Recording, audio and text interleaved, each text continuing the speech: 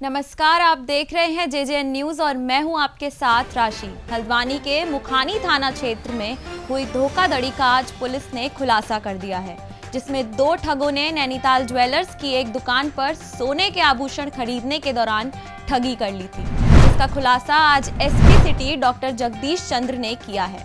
19 जनवरी को खरीदारी करने आए 2 युवकों ने पेमेंट के वक्त ज्वेलर स्वामी के मोबाइल पर बैंक का एक फर्जी संदेश भेजा, जिसके बाद दोनों युवक दुकान से चले गए। मोबाइल में आए मैसेज को जब ज्वेलर स्वामी बैंक से जानकारी लेने पहुंचे तो उनके होश उड़ गए।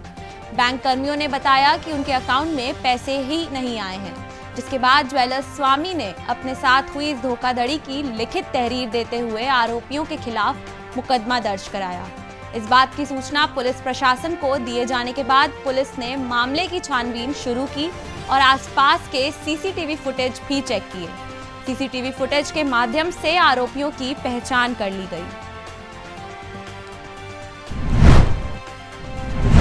कितने की ठगी हुई थी? आज इसमें आप लोग कितने लोगों को गिरफ्तार किया है? क्या कुछ रिकवरी भी की? थाना मुखानी क्षेत्र में 19 जनवरी की एक घटना है। अशोक ज्वेलर जो कि बिठौरिया निवासी हैं, उनके यहाँ पे 2 व्यक्ति आए और उनसे 5 नग सोने के आभूषण उनके द्वारा खरीदे गए। पेमेंट की बात ये कहते हुए कि आपको ऑनलाइन पेमेंट हो जाएगी, और उनका अकाउंट नंबर और आईएफएससी कोड लिया और उसके बाद वो चले गए। दुकानदार के मोबाइल पे आईसीआईसीआई बैंक की ओर से एक मैसेज आया जिसमें पेमेंट होने की बात कही गई। जब वो इस बात से आश्वस्त हो गई कि पेमेंट आ गया तो उनके द्वारा तत्काल पुलिस को कोई सूचना दी गई। बाद में जब पेमेंट नहीं आई तो थाना मुखानी पे उनके द्वारा इत्तला दी गई और उनको ये आभास हुआ कि उनके साथ ठगी की गई है।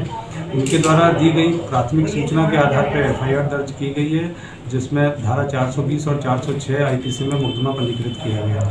पुलिस के द्वारा टीम का गठन करते हुए इस अभियोग का अनावरण किया गया। इसमें 2 जो अभियुक्त हैं, मंजीत और प्रभजोत, जो कि रुद्रपुर के निवासी हैं, उनके द्वारा इस ढंग की ठगी की गई।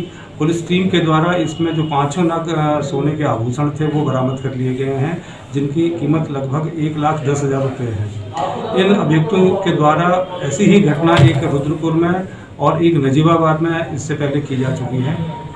इन दोनों को आज गिरफ्तार करने के बाद माननीय न्यायालय के समक्ष पेश किया गया। सर जैसे कि ये ठगी जो हो रही है फिजिकल है और क्या कहते हैं हर इसमें कि ये ठग खुद दुकानों पे जा रहे हैं और उसके बाद पेमेंट ऑनलाइन होने की बात कहकर वहाँ से चले जाते हैं।